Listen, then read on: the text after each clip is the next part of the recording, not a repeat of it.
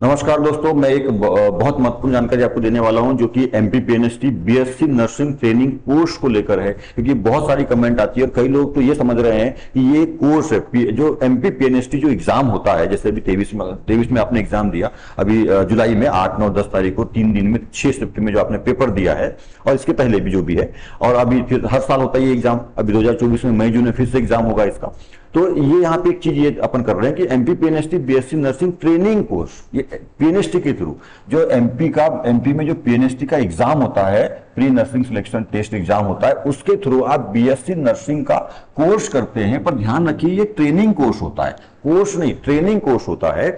और इसमें आपको 4 साल का ट्रेनिंग कोर्स के बाद सीधे सरकारी नौकरी लगती है। कई लोग पूछ रहे हैं कि सर ये इसमें डायरेक्ट सरकारी नौकरी लगेगी क्या, गवर्नमेंट जॉब लगेगी क्या? हाँ जी बिल्कुल, ये गवर्नमेंट जॉब लग गई आपको, समझ लीजिए। यानी एमपी पीएनएसटी जो है वो रिक्रूटमेंट एग्जाम है, एंट्रेंस एग्जाम नहीं है, ये प्रवेश परीक्षा नहीं है, भर्ती परीक्षा है एक तरह से। तो प्रवेश के साथ साथ भर्ती भी है, मतलब इसमें 4 साल का कोर्स नहीं होता है। देखो, 4 साल का कोर्स नहीं है, ट्रेनिंग कोर्स होता है, ये बात समझिए। 4 साल का ट्रेनिंग कोर्स होता है। ट्रेनिंग किसको देते हैं? जो सरकारी नौकरी लग जाता है और उसको सिखाया जाता है कि भाई कैसे आपको काम करना है। कुछ समय के बाद जब आप जॉब पे जाएंगे, जब आप अपने क्षेत्र में, अपने कार्यालय में जाएंगे तो कैसे आप काम करेंगे, अपने अस्पताल में जाएंगे तो कैसे आपको काम करना है, उसकी ट्रेनिंग दी जाती है। और जैसे आप किसी प्राइवेट कॉलेज से यदि बीएससी नर्सिंग भी होता है ना, प्राइवेट तरीके से, जो पीएनएसटी के थ्रू नहीं होता है, प्राइवेट मतलब डोनेशन बेस पे पैसे के, जो जिसमें लगभग 4-5 लाख रुपए खर्चा आता है पूरे 4 साल में, तो वैसे करते हैं तो उसको आप बीएससी नर्सिंग कोर्स बोलते हैं, ट्रेनिंग नहीं बोलते। यहाँ पे ट्रेनिंग है, इस बात को समझिए। तो 4 साल का ट्रेनिंग कोर्स के बाद सीधे सरकारी नौकरी है, गवर्नमेंट जॉब है। ये पीएनएसटी एग्जाम निकाल लिया, आपका सिलेक्शन हो गया, आपने कॉलेज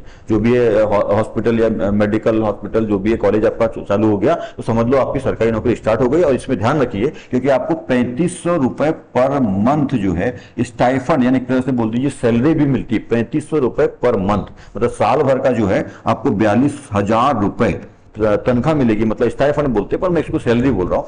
ट्रेनिंग के दौरान आपको 3500 रुपए महीना मिलता है। और जो पीएनएसटी में 2 तरीके होते हैं, डीएचएस और डीएमई। तो डीएचएस में टोटल फ्री है, डीएमई में फीस लगती है साल भर का, और कुछ और अदर चार्जेस मिला के लगभग ऐसा 32-35 हजार रुपए लगभग लगता है। तो आपको 42,000 रुपए मिलता है, उसी से आप उसको पे कर सकते हैं। फर्स्ट ईयर में आपको लगेगा, अपने जैसे देना पड़ेगा। उसके बाद तो फिर 1 साल के बाद आपका ये मिल जाएगा। 22,000 रुपए एक साथ मिलता है, हर महीने नहीं मिलता। ये हर महीने के हिसाब से मिलता है, पर हर महीने नहीं मिलता है एक साथ, मतलब 6 महीने में या साल भर बाद मिलता है इकट्ठे। तो फिर वो जब मिल जाएगा तो वो आपको फीस में काम आ जाएगा नेक्स्ट ईयर के हिसाब से। तो ये बिल्कुल सरकारी नौकरी है। अच्छा, यहाँ पे एक बात और है, तो यदि आपको सरकार 4 साल का ट्रेनिंग कोर्स फ्री में करा रही है, डीएमई के माध्यम से भी करा रही है, तो समझ लीजिए कि फ्री में करा रही है एक तरह से, ठीक है। वो क्योंकि वो प्राइवेट जैसा होता है, डीएमई गवर्नमेंट ही है पर सेमी गवर्नमेंट अपन बोल सकते हैं। तो वो थोड़ी सी फीस चार्ज करता है 28,000 रुपए साल भर का, ठीक है। तो उसमें सारी चीजें जो है शामिल रहती है, आपका रहने का, खाने का भी रहता है, खाने का अलग डीएमई में रहता है, सब कुछ है। पर बाकी डीएचएस में तो टोटल फ्री है, खाने का, रहने का, पढ़ाई का, सब कुछ टोटल फ्री रहता है। 28,000 रुपए जो है उसमें डीएमई में खाने का, रहने का, और आपका जो फीस रहता है ट्यूशन का, मतलब ट्रेनिंग का, वो फीस रहती है। तो वो भी बहुत कम फीस है जो आप इससे पे कर सकते हो, ठीक है। तो देखो, 4 साल का जो ट्रेनिंग कोर्स करा रही है सरकार, आपको आपसे काम कराने के लिए आपको चीज ट्रेनिंग दे रही है, सिखा रही है, और उसके 4 साल के अंदर सरकार को जो है 2 लाख रुपए का लगभग खर्चा, तो उसी का वो एक बॉन्ड आपसे लेती है।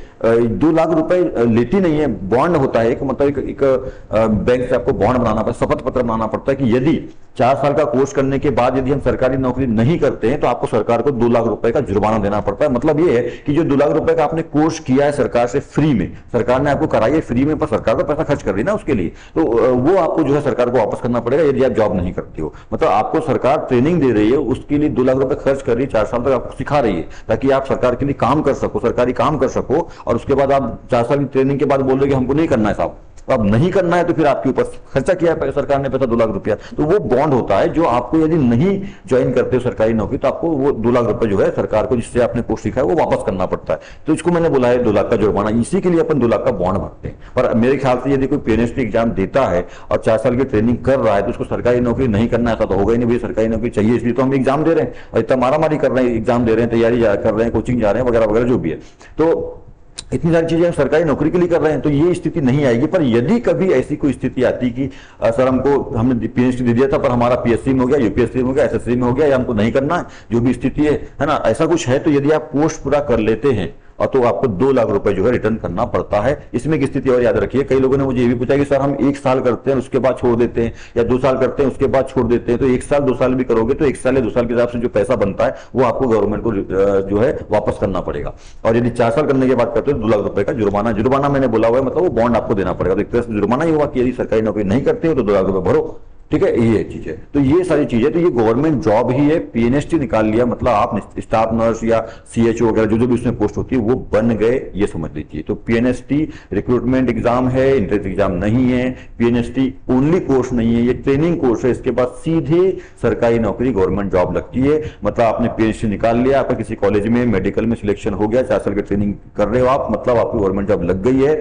जैसे ही आपका 4 साल का सेशन खत्म होता है, 4 साल की ट्रेनिंग खत्म होती है, एग्जाम होता है, हर साल एग्जाम होता है, तो चौथे साल में एग्जाम होगा। एग्जाम का रिजल्ट आता है, रिजल्ट आने के बाद में आपका जो ये नर्सिंग परिषद जो होता है, काउंसिल होता है, उसमें आपका रजिस्ट्रेशन होता है। और उसके रजिस्ट्रेशन जैसे ही होता है उसके तुरंत 1-2 महीने के अंदर अंदर आपको जो है ज्वाइनिंग मिल जाती है, पोस्टिंग मिल जाती है। और आप उस चाहे वो गवर्नमेंट मेडिकल हो या कोई उप स्वास्थ्य केंद्र वगैरह जो भी अपने छोटे गाँव में या शहरों में रहते हैं, वहां पर जाकर के आपको ज्वाइनिंग लेना पड़ता है और अपना काम चालू करना होता है। शुरुआत में पेमेंट कम मिलती है, शायद 15 या 20 हजार रुपए शुरुआत में पेमेंट रहती है, पर ये 6 महीने के बाद बढ़ करके फिर 25-30 हजार के आसपास और फिर बढ़ते बढ़ते बढ़ते बढ़ते बढ़ते रहती है। तो इस तरह का ये है। तो आप लोग बहुत ही पूछ रहे कि क्या सर इससे सीधे जॉब लग जाएगी? कि हाँ बिल्कुल, ये सरकारी जॉब है।